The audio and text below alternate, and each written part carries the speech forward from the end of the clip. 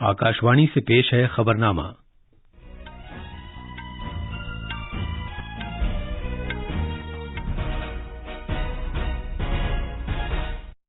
आदाब। खबरनामे के साथ मैं अर्जुमंद अली खान। पहले इस वक्त की अहम खबरें।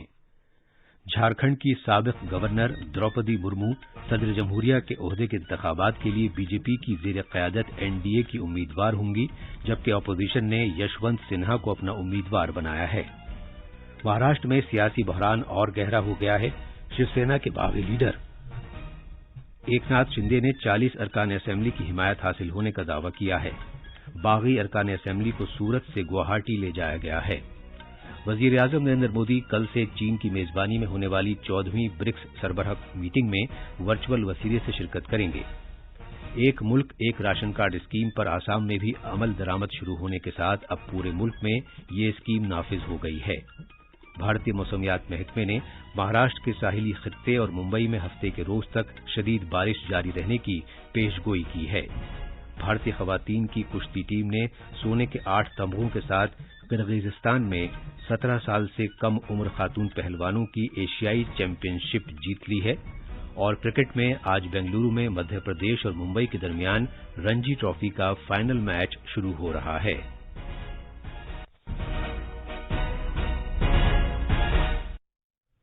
अब खबरें तफसील से। झारखंड की साबिक गवर्नर द्रौपदी मुर्मू सदर जमहूरिया के ओहदे के इंतखाबात के लिए बीजेपी की ज़ेर क़यादत एनडीए की उम्मीदवार होंगी। नई दिल्ली में बीजेपी पार्लिमानी बोर्ड की मीटिंग के बाद नामानिगारों को जानकारी देते हुए पार्टी के सरबराह जेपी नड्डा ने कहा कि पहली मर्तबा एक खातून कबायली उम्मीदवार को तरजीह दी गई है। जनाब नड्डा ने बताया कि बीजेपी पार्लिमानी बोर्ड ने सदर जमहूरिया के ओहदे के लिए 20 नामों पर तबादला ख्याल किया और ये फैसला किया गया कि मशरक़ी भारत से एक कबायली खातून का इंतखाब किया जाए। एनडीए के घटक के लोगों के साथ बातचीत करते हुए और लगभग 20 नामों पर हमारे यहाँ लंबे दौर की चर्चा हुई और चर्चा में एक सर्वसम्मति इस बात पर बनी कि हमें प्रत्याशी के रूप में कोई भारत के पूर्वी क्षेत्र से ढूंढना चाहिए और हमारा प्रयास हो महिला को हमको स्थान देना चाहिए। आज तक कोई आदिवासी ट्राइबल प्रत्याशी राष्ट्रपति के रूप में नहीं आया है, इसलिए हमें पहली बार कोई ट्राइबल को एनडीए की तरफ से हम कैंडिडेट बना सकेंगे, ऐसा पार्लियामेंट्री बोर्ड का मत था और इसलिए श्रीमती द्रौपदी मुर्मू को राष्ट्रपति का प्रत्याशी घोषित किया गया है एनडीए की तरफ से। इधर मोहतरमा द्रौपदी मुर्मू ने कहा है कि उन्हें अपनी उम्मीदवारी के बारे में जानकर हैरत हुई है और उन्हें यकीन नहीं हो रहा है। अलबत्ता उन्होंने ये भी कहा कि वो आईन में दर्ज सदर जमहूरिया के इख्तियारात के मुताबिक काम करेंगी। झारखंड की साबिक गवर्नर ने मजीद कहा कि वो इलेक्टोरल कॉलेज के अरकान की हिमायत हासिल करने की खातिर उनसे रुजू करेंगी। वजीर आजम नरेंद्र मोदी ने ये एतमाद जाहिर किया है कि मोहतरमा द्रौपदी मुर्मू मुल्क की एक अजीम सदर जमहूरिया साबित होंगी। जनाब मोदी ने कहा कि मोहतरमा द्रौपदी मुर्मू ने अपनी जिंदगी मुआशरे की खिदमत करने और गरीबों, पसमानदा और महरूम अफराद को बाख्तियार बनाने के लिए वक्फ कर रखी है और उन्हें वसी इंतजामी तजुर्बा है और गवर्नर के ओहदे पर भी उन्होंने शानदार काम किया है।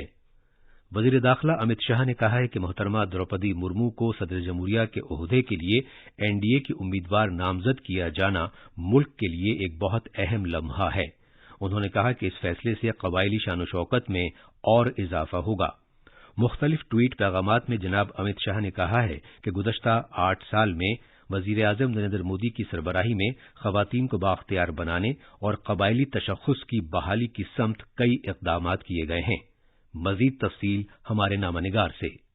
अगर मोहतरमा द्रौपदी मुर्मू मुंतखब हो जाती हैं, जैसा कि उम्मीद है, तो मुल्क में आला तरीन आईनी ओहदे पर फाइज होने वाली पहली कबायली खातून होंगी। वो 1958 में पैदा हुई और उड़ीसा के मयूरभंज जिले के कबायली इलाके में उनकी परवरिश हुई। मोहतरमा द्रौपदी मुर्मू इंतजाम में वसी तजर्बे के साथ एक नामवर कबायली रहनुमा हैं। उन्होंने साल 2000 से 2004 तक नवीन पटनायक वजारत में वजीर की हैसियत से काम किया, जबकि 2015 से 2021 तक झारखंड की गवर्नर के ओहदे पर फाइज रहीं। मोहतरमा द्रौपदी मुर्मू अपनी सादगी, दयानतदारी और साफगोई के लिए जानी जाती हैं। उन्हें 2007 में उड़ीसा असेंबली ने बेहतरीन मेंबर असेंबली के अवार्ड से सरफराज किया। खबरनामे के लिए भुवनेश्वर से गिरीश चंद्र दास की रिपोर्ट।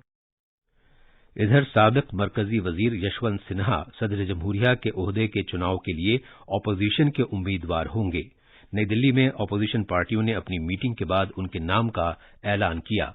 ایک مشترکہ بیان میں ان پارٹیوں نے کہا کہ انہوں نے جناب یشونت سنہا کی امیدواری پر متفقہ فیصلہ کیا ہے۔ صدارتی چناؤ کے لیے ووٹنگ اگلے مہینے کی 18 تاریخ کو ہوگی۔ مہاراشٹر میں سیاسی بحران اور گہرا ہو گیا ہے۔ ادھو ٹھاکرے کی زیر قیادت مہا وکاس اگھاڑی سرکار کو 2019 میں اقتدار میں آنے کے بعد سے اب تک کے سب سے بڑے بحران کا سامنا ہے۔ شیو سینا کے سرکردہ لیڈر اور ریاستی کابینہ کے وزیر ایکناتھ شندے نے ادھو ٹھاکرے کی قیادت کے خلاف بغاوت کر دی ہے۔ جناب شندے نے شیو سینا کے 55 میں سے 40 ارکان اسمبلی کی حمایت حاصل ہونے کا دعویٰ کیا ہے۔ ان میں سے کچھ ارکان کو بی جے پی کی سرکار والی گجرات لے جایا گیا ہے۔ 40 MLA ابھی یہاں موجود ہے۔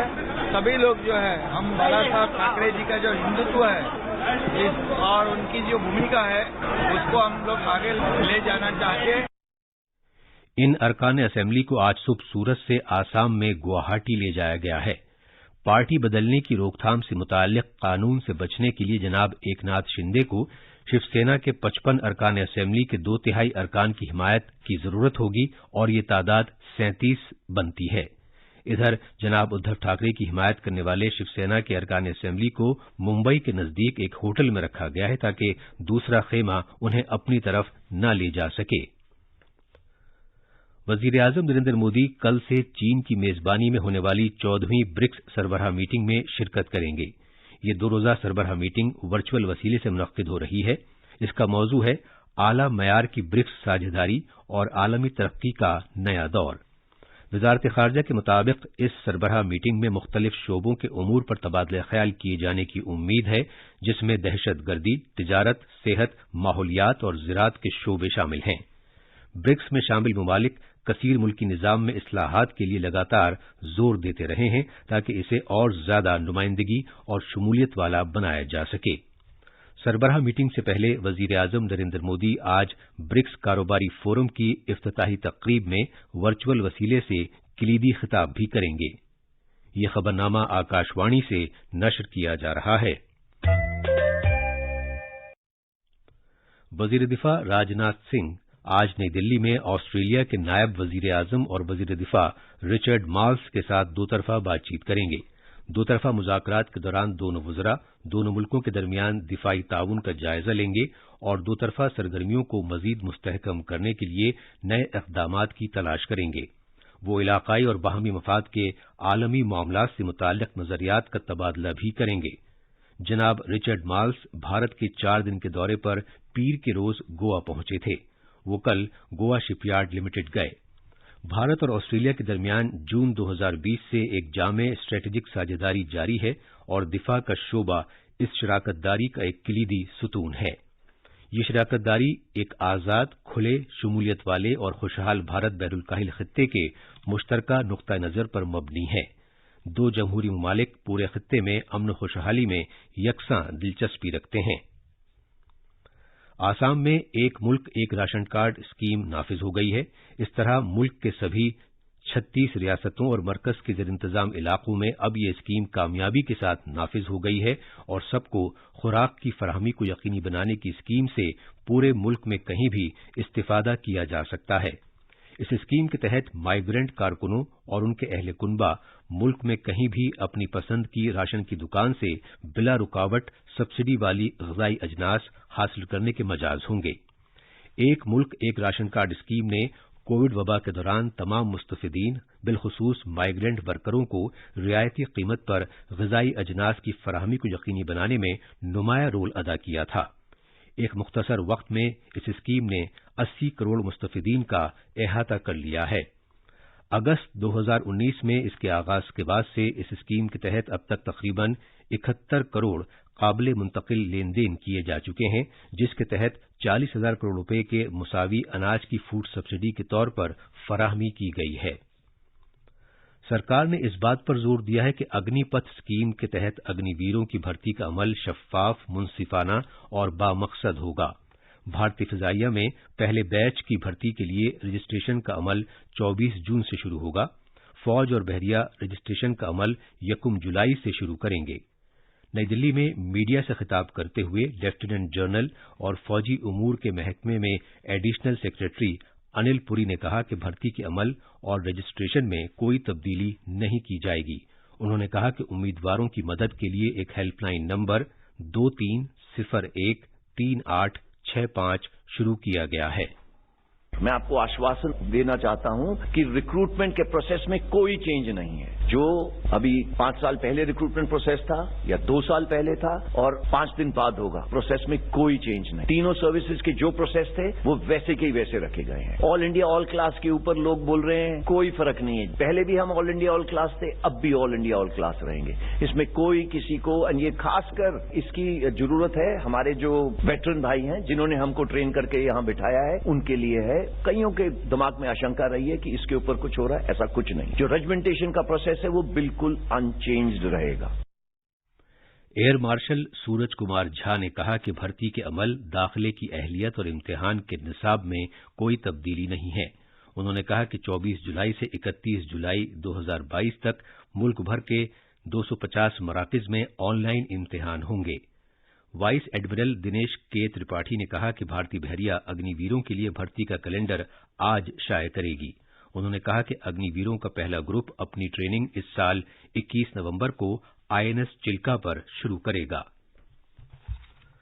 بھارتی موسمیات محکمے نے مہاراشٹر کے پورے ساحلی خطے کے ساتھ ساتھ ممبئی میں ہفتے کے روز تک شدید بارش کا سلسلہ جاری رہنے کی پیشگوئی کی ہے۔ محکمے نے کہا ہے کہ کونکن خطے میں اگلے 5 دن تک دور دور تک شدید سے بہت شدید بارش ہونے کا امکان ہے۔ اس میں ممبئی، تھانے، رائے گڑھ، رتنا گیری اور سندھو درگ ضلع شامل ہیں۔ آسام میں پچھلے 8 دن سے تباہ کن سیلاب کا زور ہے اور 32 ضلعوں میں 5,500 سے زیادہ گاؤں متاثر ہوئے ہیں۔ 55 لاکھ سے زیادہ لوگوں پر سیلاب کا اثر پڑا ہے اور 2,62,000 افراد نے ریاست کے مختلف حصوں میں امدادی کیمپوں میں پناہ لے رکھی ہے۔ پچھلے 24 گھنٹے میں مزید 7 افراد کی موت ہوئی ہے جبکہ ایک شخص لاپتہ ہے۔ سیلاب سے متاثرہ کئی علاقوں میں پچھلے کئی دن سے بجلی کی سپلائی منقطع ہونے کی اطلاعات موصول ہو رہی ہیں۔ وزیر خارجہ ڈاکٹر ایس جے شنکر 26ویں دولت مشترکہ سربراہان حکومت کی میٹنگ چوگم میں شرکت کرنے کے لیے آج سے روانڈا کے 4 روزہ دورے پر رہیں گے۔ وہ چوگم کے لیے بھارتی وفد کی قیادت کریں گے جسے اس سے قبل کووڈ-19 وبا کے سبب 2 مرتبہ ملتوی کیا جا چکا ہے۔ بھارتی خواتین کی کشتی کی ٹیم نے سونے کے 8 تمغوں کے ساتھ قرغیزستان کے شہر بشکیک میں 17 سال سے کم عمر خاتون پہلوانوں کی ایشیائی چیمپئن شپ جیت لی ہے۔ بھارت نے مجموعی طور پر 235 پوائنٹس کے ساتھ سونے کے 8، چاندی کا 1 اور کانسے کا 1 تمغہ جیت کر ٹائٹل حاصل کیا۔ بنگلورو میں آج رنجی ٹرافی کے فائنل میں مدھیہ پردیش اور ممبئی کے درمیان مقابلہ شروع ہو رہا ہے۔ مدھیہ پردیش کی ٹیم پہلی مرتبہ رنجی ٹرافی کے فائنل میں کھیل رہی ہے جبکہ ممبئی کی ٹیم 42ویں مرتبہ ٹرافی جیتنے کی کوشش کرے گی۔ یہ تھیں خبریں اور اب اخبارات کے آئینے کے ساتھ ہیں محمد اعظم خان۔ شکریہ ارجمند۔ راجدھانی دلی سے شائع ہونے والے تقریباً سبھی اخبارات نے یوگ کے عالمی دن کو شہ سرخی بنایا ہے۔ راشٹریہ سہارا نے وزیر اعظم نریندر مودی کے اس بیان کو سرخی بنایا ہے۔ یوگ سے نہ صرف سکون کا احساس ہوتا ہے بلکہ کائنات میں امن لاتا ہے۔ یوگ کے عالمی دن کے موقع پر صدر جمہوریہ، نائب صدر اور وزیر اعظم نے یوگ کیا اور پوری دنیا کے لوگوں کو مبارکباد دی۔ اخبار مشرق قومی سلامتی کے مشیر اجیت ڈوبھال کے اس بیان کو خبر بنایا ہے کہ اگنی ویر سروس فوج کے لیے یقینی طور پر مثالی ثابت ہوگی۔ پرتاپ کی ذیلی سرخیاں سرحدی معاملے پر بھارت نیپال کے درمیان کئی اہم فیصلے۔ اور اب آخر میں اہم خبروں کی سرخیاں ایک مرتبہ پھر۔ جھارکھنڈ کی سابق گورنر دروپدی مرمو صدر جمہوریہ کے عہدے کے انتخابات کے لیے بی جے پی کی زیر قیادت NDA کی امیدوار ہوں گی جبکہ اپوزیشن نے یشونت سنہا کو اپنا امیدوار بنایا ہے۔ مہاراشٹر میں سیاسی بحران اور گہرا ہو گیا ہے۔ شیو سینا کے باغی لیڈر ایکناتھ شندے نے 40 ارکان اسمبلی کی حمایت حاصل ہونے کا دعویٰ کیا ہے۔ وزیر اعظم نریندر مودی کل سے چین کی میزبانی میں ہونے والی 14ویں برکس سربراہ میٹنگ میں ورچوئل وسیلے سے شرکت کریں گے اور ایک ملک ایک راشن کارڈ اسکیم پر آسام میں بھی عمل درآمد شروع ہونے کے ساتھ اب پورے ملک میں اسکیم نافذ ہو گئی ہے۔ اس کے ساتھ ہی یہ خبرنامہ ختم ہوا۔